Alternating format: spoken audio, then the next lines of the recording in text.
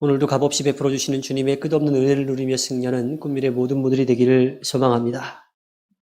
우리는 자유와 평등을 보장받는 시대에 살고 있지만요.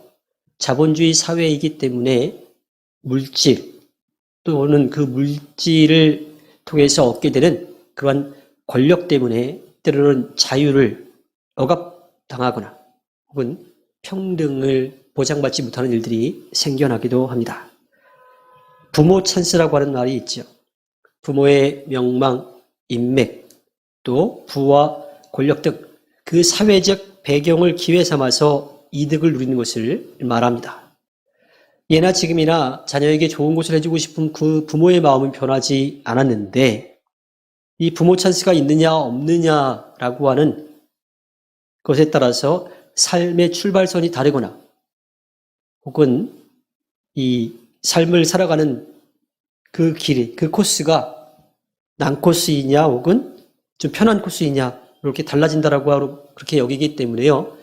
부모님들의 이 짐이 훨씬 더 무거워진 듯 그렇게 느껴집니다. 참 나쁜 말이긴 한데요. 돈도 실력이다라고 그렇게 말하는 사람도 있죠. 그런데 가만히 생각해 보면 솔로몬이 딱 그 부모 찬스, 특별히 아빠 찬스를 잘 이용했다고 할까요? 그렇게 그것을 좀 누린 사람 가운데 한 명인 것 같습니다. 부모가 자녀에게 좋은 것을 주어야 하고요. 또 자녀들도 부모가 좋은 것을 주었을 때 그것을 받아들일 줄 알아야 돼요. 그게 서로 이루어지지 않으면 부모와 자녀의 관계는 엉망진창이 되어버리고 말지요. 솔로몬이 아버지 다윗의 마지막 말을 따라서 주님의 말씀을 듣고 따르고 주님의 뜻을 이루기 위해서 살아갈 때는 참 좋았어요. 주님께 자신이 듣는 마음을 구해서 이스라엘 민족을 잘 다스리게 해달라고 했을 때만 해도 참 좋았습니다. 그런데 사실 솔로몬이 살아온 그 모습들을 가만히 들여다보면 솔로몬이 우리가 생각하는 것처럼 그렇게 좋은 사람은 아니었다라고 하는 것을 알 수가 있죠. 솔로몬은 자신이 왕이 되자마자 제일 먼저 한 일이 뭐냐면 자기에게 위협이 될 만한 사람들을 다 처단했습니다. 그 첫 번째가 자기의 이복형인 아도니아였지요. 그리고 자기에게 위협이 될 만한 많은 신하들도 다 처단을 합니다. 그러고 나서 솔로몬은 나름대로 다윗이 튼튼하게 세우는 그 나라를 더 튼튼하게 세워가기 위해서 여러 가지 일들을 하게 되는데 그 가운데 하나가 뭐냐면 주변 나라들과 이 화친 정책을 맺은 거예요. 그런데 아버지 다윗이 잘 준비해 놓은 것을 통해서 성전을 지었음에도 불구하고 그 주변 나라와 화친을 맺음으로써 그 주변 나라의 공주들, 그 여인들과 결혼함으로써 자신이 정말 해야 될 일들을 하지 못하고 엉뚱한 일을 하게 됩니다. 열왕기상 9장 3절부터 9절의 말씀을 보면요. 주님이 솔로몬에게 나타나가지고 솔로몬이 해야 될 일, 하지 말아야 될 일들에 대해서 말씀해 주시고 해야 될 일을 하지 않고 하지 말아야 될 일을 하면 어떤 일이 벌어질지에 대해서 말씀을 분명하게 해주십니다. 내가 나에게 한 기도와 간구를 내가 들었다. 그러므로 나는 네가 내 이름을 영원토록 기리려고 지은 이 성전을 거룩하게 구별하였다. 따라서 내 눈길과 마음이 항상 이곳에 있을 것이다. 너는 내 앞에서 네 아버지 다윗처럼 살아라. 그리하여 내가 네게 명한 것을 실천하고 내가 네게 준 율례와 규례를 온전한 마음으로 올바르게 지켜라.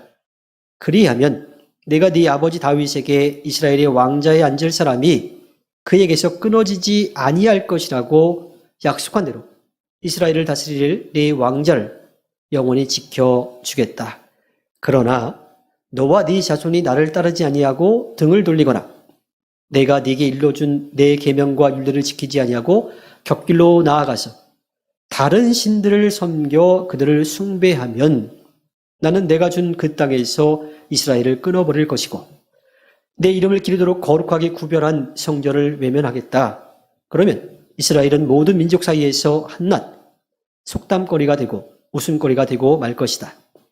이 성전이 한때 아무리 존귀하게 여김을 받았다고 하더라도 이곳을 지나가는 사람마다 놀랄 것이고 어찌하여 주님께서 이 땅과 이 성전을 이렇게 되게 하셨을까 하고 탄식할 것이다. 그러면서 그들은 이스라엘 백성이 자기들의 조상을 이집트 땅으로부터 이끌어내신 주 그들의 하나님을 버리고 다른 신들에게 미혹되어 그 신에게 절하여 그 신들을 섬겼으므로 주님께서 이 온갖 재앙을 그들에게 내리셨다고 말할 것이다. 주님의 마음에 들게끔 듣는 마음을 구해서 이스라엘 민족을 잘 다스릴 그 지혜를 구했던 솔로몬. 아버지가 준비해 놓은 곳으로 아름다운 성전을 지었어요. 그곳에서 주님을 예배했어요. 그런데 주님은 분명하게 말씀하시지요. 네가 끝까지 그 약속을 잘 지키면 너희 아버지 다윗에게 약속한 그대로 그 왕위를 튼튼하게 계속 세워갈 거지만 그렇지 않으면 그 왕좌가 무너질 거라고 하는 거예요. 그리고 나를 위해서 준비한 이 성전도 그때는 아무런 소용이 없어지게 되는 거죠. 그냥 소용도 없는 수준이 아니라 오히려 조롱거리가 되고 저주받은 곳이 되게 할 거라고 말씀하십니다. 이러한 경고를 들었음에도 불구하고 아버지 다윗으로부터 주님을 믿고 따르라고 하는 이야기를 들었음에도 불구하고 솔로몬은 끝까지 그 믿음을 지키지 못했어요. 즉 주님을 인정하고 주님의 말씀을 따르라고 하는 말을 잊어버렸습니다. 그가 많은 것들을 누리게 되었을 때 그의 마음이 주님이 아니라 자신의 눈앞에 있는 자기가 가지고 있는 것에 팔렸기 때문이지요. 열왕기상 1장 10절에 보면요. 스바의 여왕이 주님의 이름 때문에 유명해진 솔로몬의 명성을 듣고서 여러 가지 어려운 질문으로 시험해 보려고 솔로몬을 찾아왔다라고 합니다. 스바라고 하는 지역은 아직도 학자들 사이에 여러 가지 의견들이 있는데 보통은 이 사우디아라비아 지역의 한 곳으로 그렇게 여기는데 당시 그곳에는요 유향, 몰약 그리고 보석 등과 같이 지금도 마찬가지지만 고대인들이 부러워할 만한 것들이 아주 많이 모여있는 그러한 곳이었습니다. 그러니까 아주 유명한 곳이기도 하고 여러 가지 이야기들을 들을 수 있는 곳이 그리고 그 지역은 다른 나라들에 비해서 아주 부유한 그러한 나라였던 거지요. 그 다른 사람들에게 부러움을 살 만한 그러한 지역이었는데 그곳의 여왕인 스바가 주님으로부터 듣는 마음을 받은 그 지혜를 받은 솔로몬의 이야기를 듣고 솔로몬이 정말 어느 정도인지 그 지혜가 얼마나 뛰어난지를 알아보기 위해서 솔로몬을 찾아온 거지요. 그런데 여기에서 열왕기서 기자가 분명하게 이야기를 합니다. 솔로몬의 그냥 지혜가 아니라 주님의 이름 때문에 유명해진 주님이 솔로몬에게 주신 그 지혜를 알아보기 위해서 왔다라고 분명하게 전하고 있습니다. 열왕기 10장에 보면요. 이 스바의 여왕이 와서 솔로몬이 가지고 있는 것들을 다 구경을 해요. 물론 그 가나안 땅에 있던 것들로 가지고 있지만 주변 나라들을 무역을 통해서 얻은 것들도 스바의 여왕은 다 보게 되지요. 그리고 아주 칭찬을 더 이상 할 수 없을 정도로 그렇게 칭찬을 합니다. 그런데 그 모습 가운데 우리가 기억해야 될 것은 솔로몬은 자신이 이루어놓은 업적을 자랑하고 싶었다라고 하는 거예요. 스바의 여왕이 와서 보고 싶은 그런 마음도 있었지만 자기가 가지고 있다라고 하는 걸 스스로도 만족을 하고 있고 또 주변 신하들에게도 보여주고 싶고 백성들에게도 보여주고 싶은 그러한 마음으로 그것들을 가지고 있었다라고 하는 겁니다. 즉 솔로몬은 필요한 것을 넘어서 갖고 싶은 것들을 얻기 위해서 계속해서 주변 나라들과 화친을 맺어 갔던 거지요.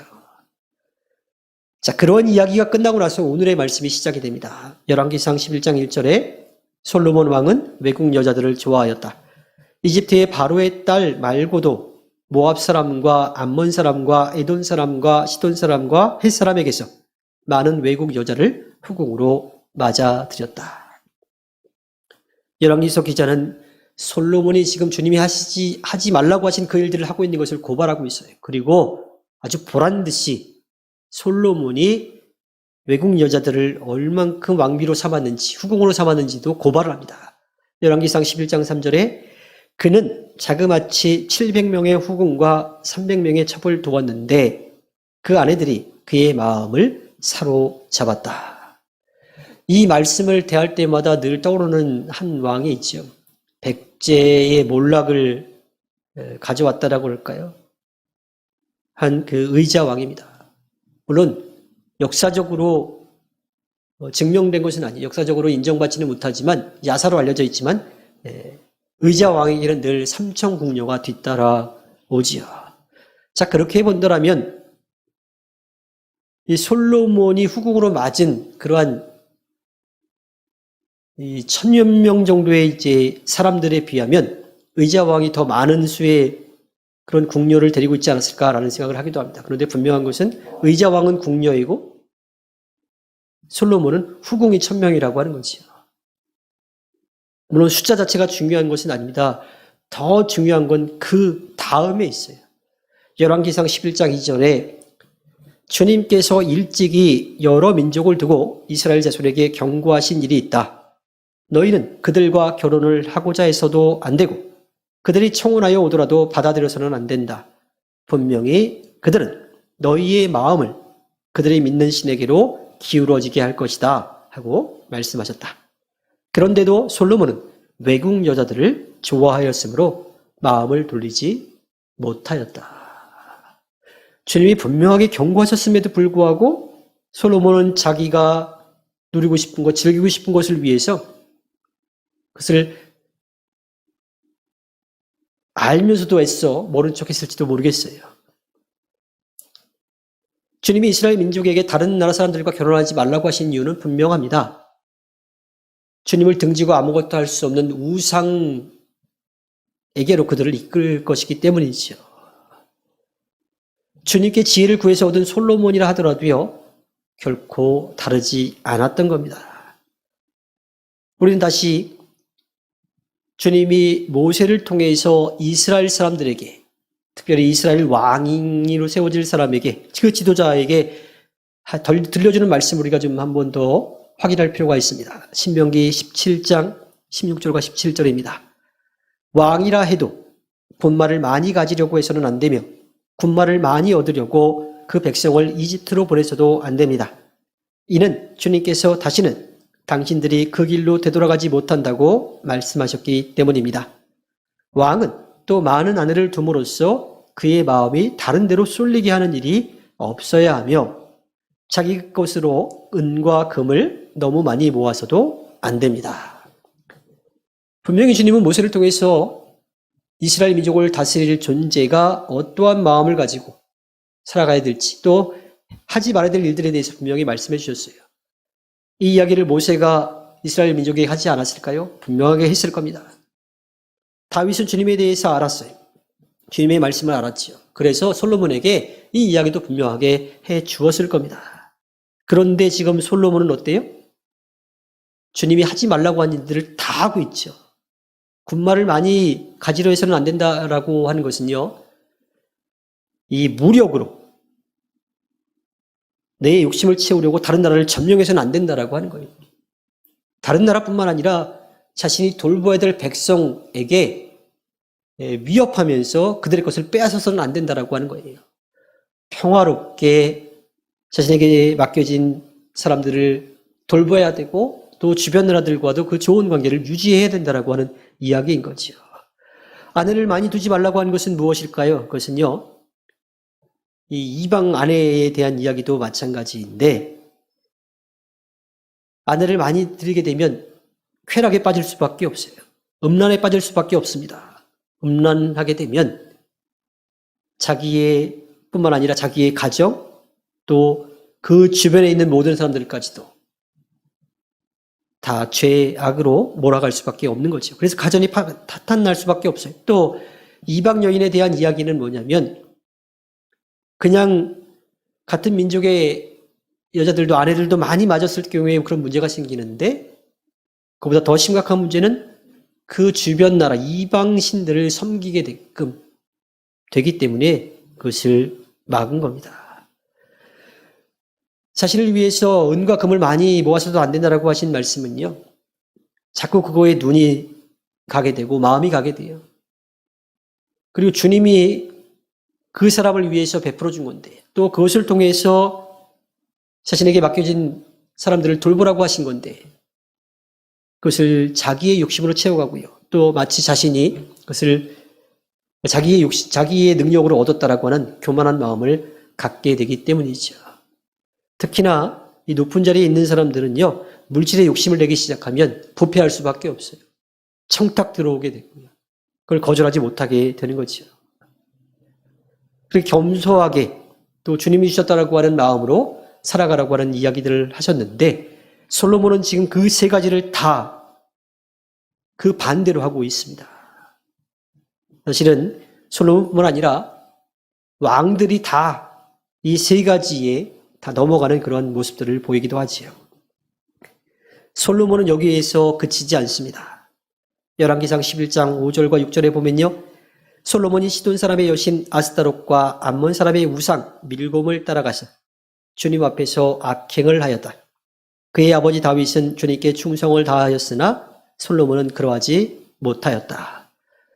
아스타롯은 바알의 아내로 알려져 있는데, 이 두로와 베니기, 즉 시돈 사람들에 의해서 풍요의 신, 또 번식의 신으로, 또한 사랑의 신으로 쾌락을 즐기는 그러한 신으로 섬겨졌던 거죠. 그래서 이 아스타롯을 위한 제사에는 늘 음란한 행위들이 꼭 따라왔습니다. 밀곰은 암몬의 이 주신으로 불리는 몰렉이라고도 이렇게 불렸는데요. 밀곰은 팔레스타인 원주민들의 숭배한 우상으로 밀곰을 위한 제사에는 꼭 아이를 제물로 바쳤습니다. 특히 신생아를 제물로 바치는 그러한 의식이 있었던 거죠. 이러한 일들은요, 주님이 정말 싫어하시는 일들입니다. 그런데 그 일을 누가 하고 있어요? 다른 사람도 아닌 이스라엘 민족의 왕이 하고 있어요. 주님께 칭찬받고 인정받았던 그 솔로몬이 하고 있습니다. 열왕기서 기자는요, 계속해서 솔로몬의 잘못을 고발합니다. 열왕기서 11장 7절과 8절에 솔로몬은 예루살렘 동쪽 산에 모압의 혐오스러운 우상 그모스를 섬기는 산당을 짓고 암몬 자손의 혐오스러운 우상 몰렉을 섬기는 산당도 지었는데, 그는 그의 외국인 아내들이 하자는 대로 그들의 신들에게 향을 피우며 제사를 지냈다. 예전에 이 어르신들이 많이 하시던 말씀이 있죠. 결혼은 믿는 사람하고 하라고. 왜 그런 말씀을 하셨어요?